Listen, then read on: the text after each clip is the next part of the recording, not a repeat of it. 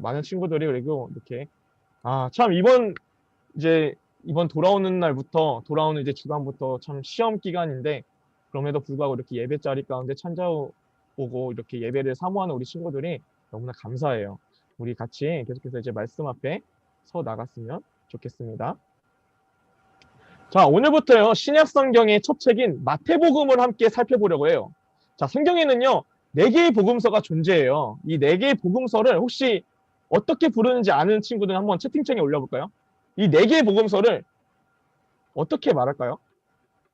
그쵸. 지훈이 잘 맞췄는데요. 네, 사복음서라고 해요. 사복음서. 그쵸. 사복음서. 네, 서진이도 맞췄고요.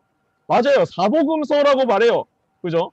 이 사복음서는요, 예수님께서 행하신 일들에 대해서요, 마태라는 사람과 마가, 누가, 요한이라는 사람들이 이렇게 4사람의 시각으로 기록한 내용이에요. 그래서 우리가 앞으로 보게 되는 이 마태복음에는요, 다른 복음서에서도 중복되어 나오는 이야기들이 종종 있어요. 그래서 동일한 이야기지만 저자의 입장과 독자를 고려해서 내용은 같지만 조금씩 다르게 표현되어서 기록되어 있다는 거죠. 그래서 이러한 동일한 이야기를요, 다양하게 볼 수 있다는 것은 우리에게 이 한 이야기를 더 풍성하게 볼 수 있도록 도와준다는 거예요. 그래서 이를 기억하면서 우리가 이 앞으로 계속해서 마태복음을 볼 때에 다른 복음서도 참고해서 보면 더 풍성하게 볼 수 있다는 거 꼭 기억하며 나갔으면 좋겠습니다. 자, 우리가 방금 읽었죠? 마태복음의 첫 시작은요, 누가 누구를 낳고 계속해서 반복되어서 기록된 족보로 시작해요. 진짜 우리 1절부터 17절까지 읽는데 참 길었어요. 그죠? 전도사님은요, 어렸을 때 말씀을 이제 필사를 하거나 읽을 때 가장 힘들었던 부분이 바로 이 족보였던 것 같아요. 이 족보나 아니면 어떤 사람들의 이름이 나열된 부분을 읽게 되면 너무나 지루하고 언제 끝나나 계속해서 이렇게 기다렸던 것 같아요. 그렇게 보이면요, 이 내용은 참 우리에게 지루한 내용 같아 보여요. 하지만 우리가 마태복음의 저자인 이 마태가 왜 족보를 썼을까? 왜 족보를 자기가 쓴 그 책에서 가장 맨 앞에다가 왜 두었을까? 이 사실을 알게 된다면요, 우리에게도 이 족보가 너무나 중요하다는 것을 알 수 있게 된다는 거예요. 먼저는요, 이 유대인들에게 족보는 흥미로운 내용이었어요. 이 유대인들은요, 그들 스스로 혈통을 중요시 여겼던 사람들이었어요. 그래서 족보에 대한 관심이 많았던 거죠. 과거 우리 조선시대를 생각하면 우리 양반들 있죠. 양반들 보면 계속해서 뭐 누가 더 낫다고 이렇게 그 족보를 통해서 혈통을 자랑하고 이랬죠. 그래서 그때의 그 드라마나 뭐 어떤 영화를 통해서 이 조선시대를 생각하면 이해하기가 쉬워요. 그래서 그런 그들에게 있어서요, 마태가 기록한 예수님의 족보는요, 너무나 충격인 거예요. 왜냐하면 당시 그들이 보던 족보의 특징과는 너무나 달랐던 거예요. 유대인들이 보던 일반적인 족보는요, 모두 남자의 이름으로 기록되어 있어요. 당시 유대의 이 문화 속에서는요, 인구 수를 셀 때 전쟁에 나갈 수 있는 건장한 남자만 인구 수에 포함을 시켰거든요. 그래서 여자나 뭐 어린아이, 노인들은 제외 대상이었어요. 그러다 보니까요, 자연히 족보에도 남자 이름만이 남겨져 있는 거예요. 그런데요, 예수님의 족보에는 5명의 여자가 기록되어 있는 거예요. 여기서 더 문제가 되는 것은요, 그 여인들이 이방인이거나 또는 몸을 파는 여자, 또 죄인, 또 어떤 유대인들이 기피하는 죄인의 조건을 가진 사람들이 있었다라는 거죠. 이들이 족보에 기록되었다는 거, 더구나 어떤 여자들이 기록되었다는 것 자체만으로도 이 유대인들에게는 너무나 큰 충격이었다는 거죠. 그러면서 예수님의 족보는요, 하나님께서 약속하신 대로 아브라함과 다윗의 자손의 족보로 시작을 하는 거예요. 분명 이상한데 그 족보의 맨 위를 보니까 그들이 존경했던 아브라함, 여전히 존경하고 높이 사고 있던 이 다윗의 자손의 족보였다는 거죠. 마태는 왜 예수님의 족보를 이렇게 설명했을까요? 우리 유대인들에게는요, 2가지의 문제가 있었어요. 첫째로 이 마태복음은요, 자신의 동족 유대인들을 향해 쓰여진 복음서인데요. 마태는 유대인들이 하나님이 보내신 왕에 대해 올바르게 알기 원했고 그들의 문제로부터 돌이키길 바랬던 거예요. 그래서요, 이 첫 번째 문제로 이 유대인들은 민족 우월주의에 빠져 있었다는 거죠. 이들은요, 온전한 유대 혈통이 아니면요, 이방인이든 혼혈인이든 다 모두 무시했다는 거예요. 두 번째로요, 이들이 생각한 유대인의 왕의 모습과 하나님께서 그들에게 약속하신 왕의 모습은 달랐다라는 거죠. 그들은 하루빨리 자기 나라의 완전한 혈통을 가진 이 유대인 왕이 나타나서요, 자기들을 위해서 이 로마의 압제와 이방인의 왕으로부터 구원해 줄 것을 기대했어요. 하지만 그들의 기대처럼 하나님이 약속하신 이 왕의 족보는 그들의 눈으로 보기에도 완벽한 족보가 아니었어요. 문제가 있고 좀 이상한 족보의 모습을 보여주고 있는 거예요. 이 이상한 족보를 통해서요, 마태가 전하고자 하는 예수님, 하나님께서 약속하신 왕, 그분은요, 단순히 유대인들만을 위한 왕이 아니었고요. 이방인, 죄인들, 모든 사람을 위해 이 땅에 오신 왕으로 소개하고 있는 거예요. 예수님께서 이 땅에 오셔서 사역하신 모습들을 보면요, 예수님의 관심은 가난한 사람, 병든 사람, 소외된 사람들에게 있었다는 거예요. 과거에 그 사람들이 어떻게 살았든 예수님을 필요로 하고 기꺼이 그분을 찾는 사람들을 향해서 예수님은 항상 함께 하셨다는 거예요. 당장의 이스라엘 사람들은요, 로마로부터 자기들을 구해줄 왕을 찾고 있었는데 예수님은 그들이 싫어하고 무시하고 멸시했던 사람들에게만 관심이 있었다는 거죠. 이런 생각 차이로 유대인들은 예수님이 하나님께서 보내신 진정한 왕이시며 구원자이신 것을 지금까지도 깨닫지 못하고 있습니다. 우리 함께 17절 말씀을 같이 보도록 하겠습니다. 네, 우리 함께 읽겠습니다. 시작! 그런즉 모든 대수가 아브라함부터 다윗까지 14대요. 다윗부터 바벨론으로 사로잡혀갈 때까지 바벨론으로 사로잡혀갈 때부터 아멘. 네, 17절에요. 마태는 예수님의 족보를 아브라함에서부터 다윗까지 14대요. 다윗부터 바벨론 포로기까지 14대요. 바벨론 포로기에서 예수님의 탄생까지 14대로 묶어서 족보에 대한 설명을 마치고 있어요.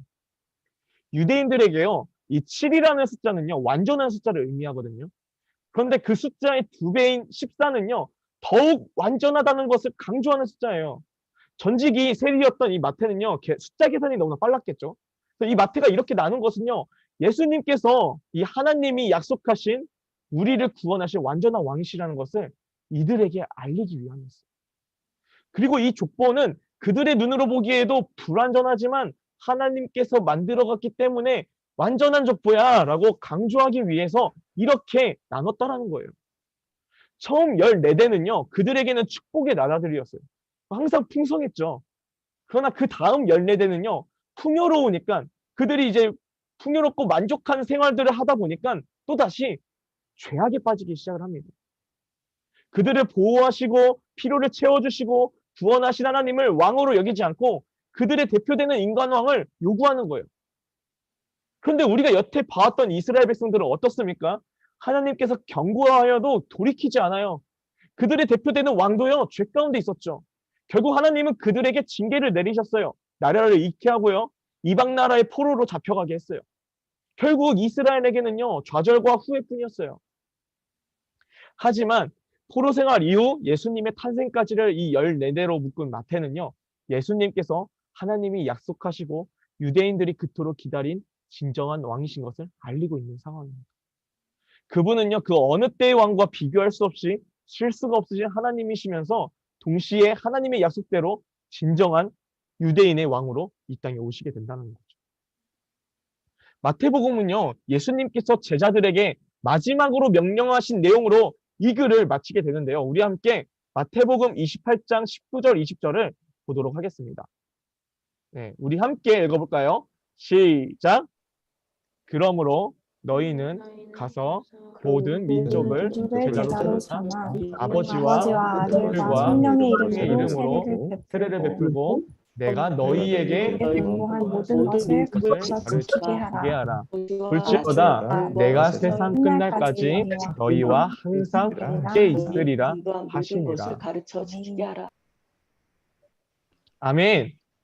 네, 하나님께서는요, 유대인들을 위해서만이 아니라 이방인, 죄인, 병자, 가난한 자 상관없이 하나님께 돌아오는 자 모두를 죄로부터 구원하시기 위해 자신의 아들을 보내신 거예요. 마태는요, 하나님의 나라는 제한 없이 누구에게나 허락된 나라임을 유대인들에게 알리고자 한 거예요. 우리와는 상관없어 보이죠? 그런데 이 예수님의 족보를 아는 것이 우리에게 유익이 되는 이유는요, 첫째로 예수님께서 진짜로 이 땅에 인간으로 오셨다는 것을 증명해주고 있다는 거예요.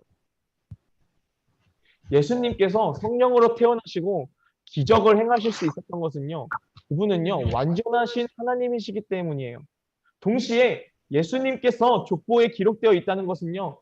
그분이 실제로 인간으로 이 땅에 오셔서 사셨다라는 것을 말해주고 있어요. 완전하신 예수님이 자신이 만드신 세상에 오셔서 불완전한 인간으로 산다는 것은요. 정말 말도 안 되는 일이죠.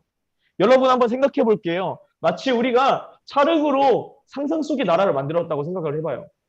그런데 그 우리가 만든 나라에 우리 스스로가 들어가서 이 만들어진 존재들과 같이 살아가는 거예요. 이전의 삶을 버리고 제약되고 그들과 같은 삶을 살아가는 거예요. 정말 웃긴 상상이죠. 그죠? 그런데 이 상황을 지금 예수님은 하시고 있다는 거죠. 그래도 만드신 세상 속으로 들어오셨는데 그렇다면 만드신 분이니까 경배를 받아야 하는 자리에 있으셔야 하잖아요. 그런데요, 예수님은 이 땅에 오셨을 때 가장 초라한 모습으로 오셨어요. 그리고요, 자신이 만드신 세상으로부터 무시당하고 조롱당하고 죽임까지 당하십니다. 예수님에게는요, 이 세상이 마음에 안 들면 다 없앨 능력도 있으셨어요. 그런데 우리를 너무나 사랑하셔서 참으시고 우리의 죄를 해결해 주시기 위해 기꺼이 자신을 포기하시고 가장 나약한 인간의 모습으로 오셨다는 거예요. 둘째로요, 예수님의 족보가 우리에게 주는 유익은요, 우리를 향한 하나님의 신실하신 사랑을 알게 되는 거예요. 예수님을 통한 우리의 구원 계획은 하나님께서 만들어 가셨어요. 이 일은 창세전부터 시작되었는데 혹여나 우리가 하나님을 떠나 죄 가운데 살게 될 때 하나님은 예수님을 통한 구원 계획을 준비해 놓으셨다는 거죠. 우리 에베소서 1장 3절에서 5절 말씀 같이 한번 읽어보겠습니다. 자, 우리 읽겠습니다. 시작! 찬송하리로다 하나님 곧 우리 주 예수 그리스도의 아버지께서 그리스도 안에서 소속한 모든 신령한 복을 우리에게 주시되 곧 창세전에 그리스도 안에서 우리를 그리로 사랑 안에서 거룩하고 흠이 없게 하시고 그 기쁘신 뜻대로 우리를 예정하사 예수 그리스도로 말미암아 자기의 아들들이 되게 하셨으니. 아멘.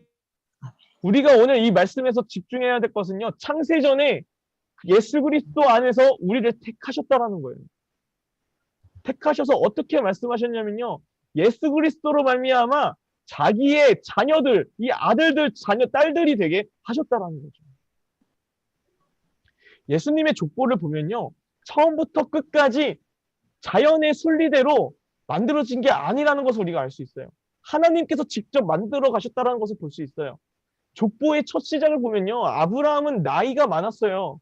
아이를 낳을 수 없는 상황이었죠. 하지만 하나님께서 그에게 아들 이삭을 약속하셨더니 아들을 낳았어요. 그리고 그 후에 많은 후손들이 이 아브라함의 씨로부터 이렇게 퍼져나갔죠. 이스라엘의 조상으로 불릴 수 있었다는 거죠. 하나님 마음에 합한 자라고 하나님께 칭찬받은 다윗은요. 항상 칭찬받는 삶을 살아가지 않았다는 거예요. 이스라엘에서는요. 지금까지도 이 다윗 왕은요. 존경의 인물로 여겨지고 있어요. 얼마나 존경하고 있냐면요. 이제 다윗 왕의 길도 이 이스라엘은 여전히 존재하고 있다는 거예요. 하지만 그의 삶에도 살인과 간음의 죄를 지은 오점들이 있었어요. 그럼에도 하나님은요. 진심으로 회개하고 자기를 찾아온 다윗을 사랑하셨어요. 그리고 용서하셨고요. 지금까지도 존경받는 인물로 역임받게 하셨다는 거죠.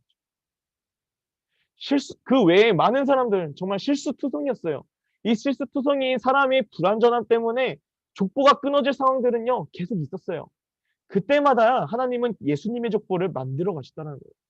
그리고 마지막 예수님께서 태어나실 때에도요. 자연의 순리가 아니라 성령으로 태어나셔서 이 족보가 하나님으로부터 완성되었다는 것을 보여주고 있어요.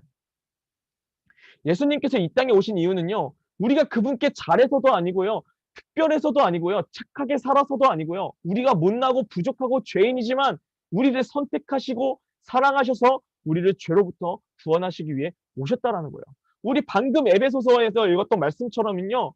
하나님께서요. 우리가 잘해서가 아니라 우리를 그냥 선택하셨고 사랑하기로 작정하시고 선택하셔서 그래서 우리를 지금 이 예배 자리로 인도하셨다는 거죠. 예수님의 족보에 기록된 이 존경받는 인물들, 하나님께 칭찬받은 사람들, 이들이 이와 같이 높임받을 수 있었던 것은요, 그들이 잘나서가 아니라 하나님께서 주신 은혜와 믿음으로 가득했다는 거죠. 이들의 삶을 보면요, 칭찬받을 만큼 훌륭하게 살지 못했어요. 죄도 지었어요. 죄 가운데 있었어요. 그런데요, 하나님은요, 돌이키고 돌아온 이들을 용서하시고 높여주셨다는 거죠.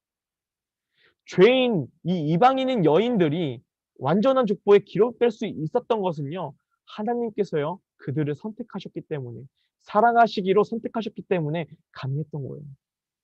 말도 안 되는 이야기로 또는 다른 나라의 신의 이야기로 들을 수도 있었거든요. 그런데 그들은요, 이 말씀을 믿었고요, 하나님의 약속을 붙잡았어요.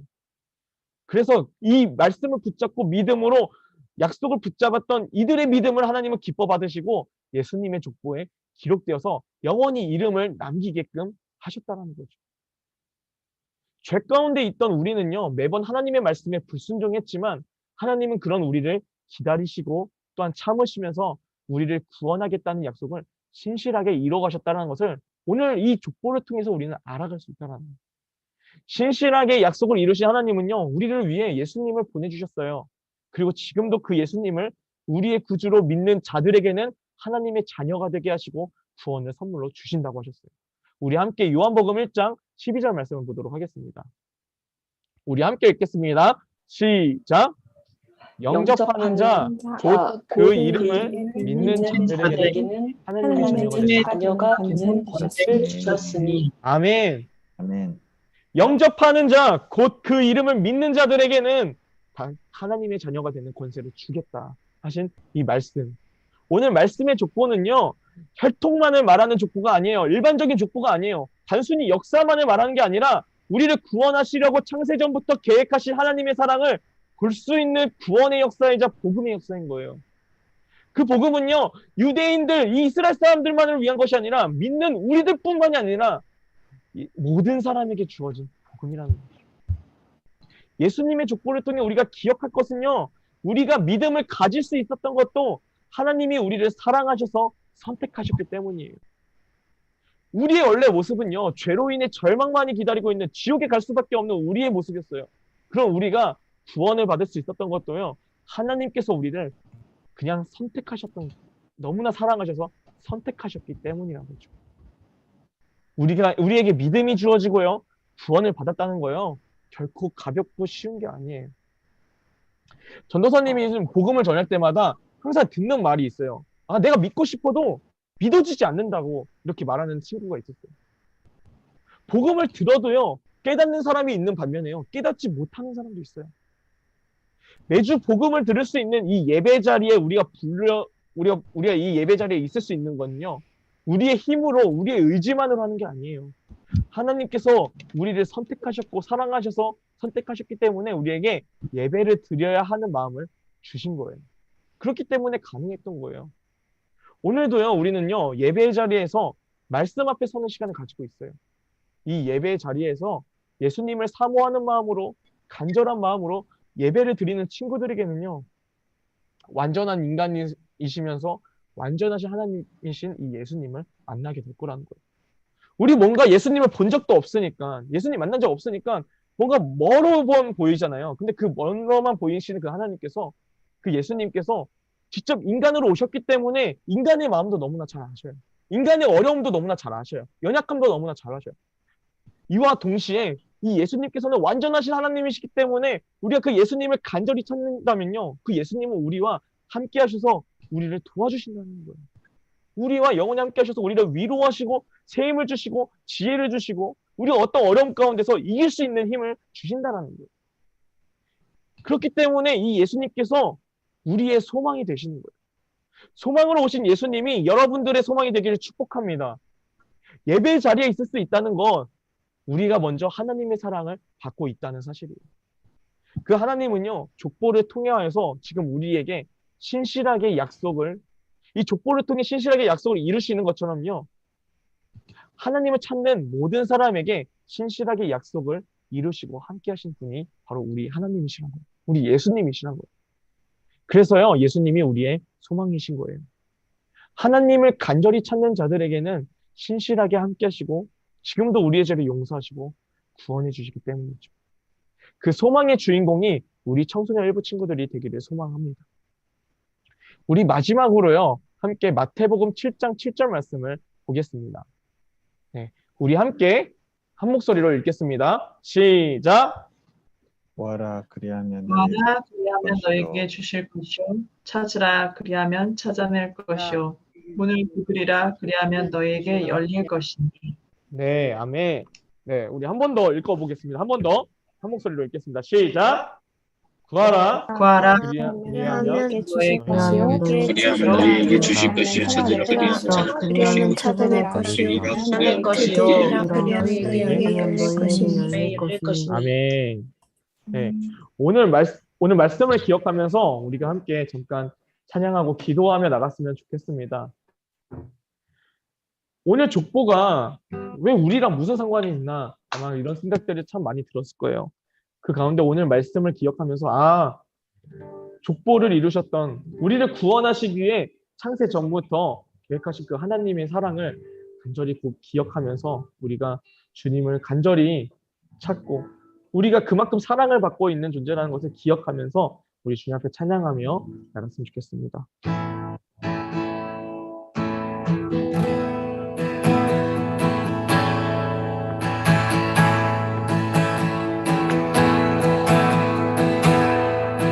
우리 함께 찬양합니다. 나의 영혼이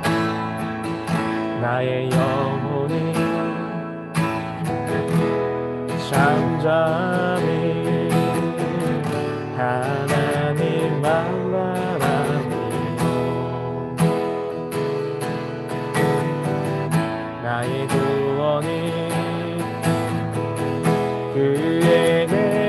그에게서 나는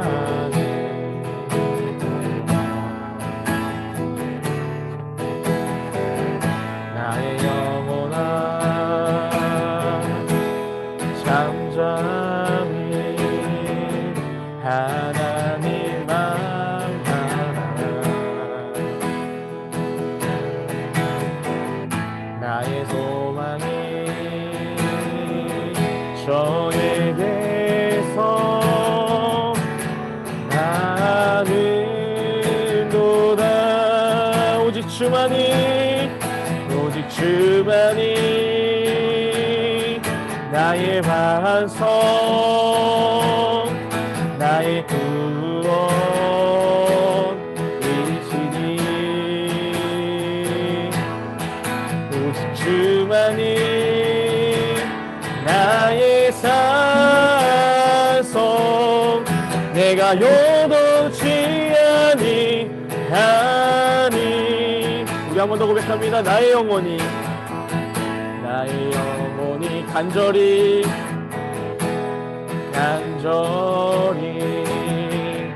여호와를 닮아가며 나의 입술이 여호와를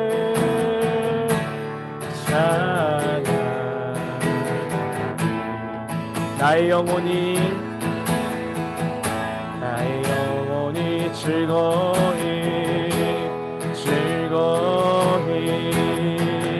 여호와를 따르니 나의 평생에 여호와를 송축하리 오직 주만이 나의 반석 나의 구원이시니 오직 주만이 나의 산성 내가 요동치 아니하니 오직 주만이 나의 반석 오직 주만이 나의 반석 나의 구원 나의 구원이시니 오직 주만이 나의 산소 내가 요동치 아니하니.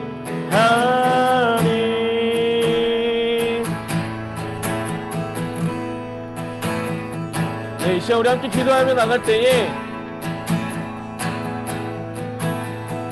우리 함께 이 시간 이렇게 기도하며 나갔으면 좋겠습니다. 주님, 우리가 주님의 사랑을 또한 주님의 은혜를 가장 중요하고 가장 소중한 것으로 여기지 않을 때가 너무나 많음을 고백합니다. 여전히 주님보다 다른 것들을 더 좋아할 때가 너무나 많음을 고백합니다. 여전히 주님보다 죄의 유혹을 더욱더 사랑할 때가 너무나 많음을 고백합니다. 그럴 때마다 주님, 그런 부족한 저희들 가운데에 우리가 그렇게 그만큼 사랑받을 자격이 없음에도 불구하고 우리를 사랑하신 그 주님 앞에 우리가 간절히 감사하는 마음으로 주님 앞에 고백하며 나갔으면 좋겠습니다. 이제 함께 기도하며 나가겠습니다. 하나님 감사합니다. 주님 은혜 가운데 우리를 허락하신 주님 앞에 온전히 기도하며 나갑니다. 주님 아버지여, 우리를 구원하시기 위해 주님 창세전부터 계획하셨던 그 사랑을 오늘 이 시간 함께 봤습니다. 이 족보를 통하여서 주님 신실하게 우리를 기다리시고 인내하시고 결국에는 사랑을 깨닫게 하시는 그 하나님 사랑을 우리들도 또한 깨닫게 하여 주시옵소서.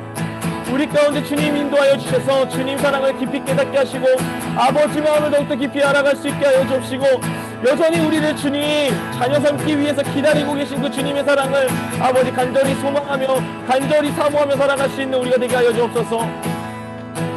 주님께서 함께 하여 주시옵소서. 주의 은혜를 간절히 사모합니다. 주님 우리 가운데 아버지 함께 하셔서 또 특별히 주님 우리가 주님보다 다른 것들을 더 사랑했던 우리는 아버지 시간 회개하며 나갑니다. 주님 다른 것들보다 주님을 가장 사랑할 수 있는 신앙들로 설 수 있도록 인도하여 주시옵소서. 주님 우리 마음에 오늘 주님 앞에 나갈 수 있도록 인도하시고 주님께로 온전히 될 수 있는 우리 청소년을 받을 수 있도록 주님 붙들어 주시옵소서. 아버지여 우리 가운데 주님 인도하여 주시옵소서. 이 시간에는 우리 한 번 더 기도합니다. 주님 저희들과 함께하여 주시옵소서. 주님 예수님이 우리와 상관이 없으신 분이 아니라 여전히 우리에게 허락하신 그 말씀 주님 영접하는 자 곧 그 이름을 믿는 자들에게 하나님의 아들과 딸들이 되게 하신다는 그 약속의 말씀을 저희들이 또한 붙들고 나가기로 합니다. 주님 저희가 여전히 죄 가운데 있고 여전히 주님 보시기에 너무나 부족하고 연약하고 실수투성이지만 그럼에도 주님 저희들이 주님 앞에 오늘 나가기로 합니다. 나아갈 때 주님 신실하게 사랑을 이루셨고 신실하게 구원을 이루셨던 그 하나님 저희들 가운데 함께하여 주시옵소서. 주님 사랑을 깨닫게 해달라고 우리 한 번 더 기도하며 나가겠습니다. 기도합니다. 하나님 감사합니다. 주님 아버지 우리를 구원하시기 위해 신실하게 이루셨던 주님 그 예수 그리스도를 통한 십자가 사건을 아버지 시간 다시금 돌아봅니다. 예수님의 족보를 통해 주님 저희들 돌아봅니다. 아버지 저희들은 주님을 믿지 못했습니다. 저희의 믿음 없음을 불쌍히 여겨주시고 주님 저희의 믿음이 주님 너무 연약함을 주님 고백합니다. 예수님이 나와 상관없으신 분으로 생각할 때가 너무 많았습니다. 주님 이 시간 주님 오늘 말씀을 통해 오늘 말씀을 통해 깨달았던 것처럼 주님 신실하게 이루신 그 사랑을 우리 가운데 깨닫게 하여 주시고 주님을 더욱더 바라보며 나갈 수 있도록 저희들 가운데 함께 하여 주시옵소서. 주님께서 함께 해주십시오. 사랑이 많으신 하나님 아버지 감사드립니다. 주님 주신 은혜 가운데 오늘은 예수님의 족보를 통하여서 신실하게 이루시는 주님의 사랑을 보았습니다. 주님 저희는 구원이 없는 그 상황 속에서는 지옥에 갈 수밖에 없는 죄인들이었습니다. 그럼 우리를 너무나 사랑하셔서 주님 예수 그리스도를 이 땅에 보내주시고 저희에게 또한 소망을 주신 그 주님을 기억하며 살아갈 수 있게 하여 주옵소서.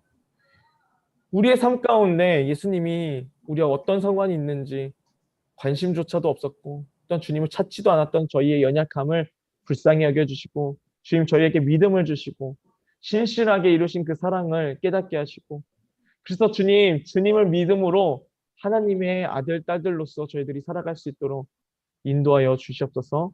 감사드리며 예수 그리스도 이름으로 주님 앞에 온전히 올려드립니다. 아멘. 우리 함께 주기도문을 주님 앞에 올려드리도록 하겠습니다. 하늘에 계신 우리 아버지여, 이름이 거룩히 여김을 받으시오며 나라의 임하옵시며 뜻이 하늘에서 이룬 것 같이 땅에서도 이루어지이다. 오늘날 우리에게 일용할 양식을 주옵시고 우리가 우리에게 죄 지은 자를 사하여 준 것 같이 우리 죄를 사하여 주옵시고 우리를 시험에 들게 하지 마옵시고 다만 악에서 구하옵소서. 대개 나라와 권세와 영광이 아버지께 영원히 있사옵나이다.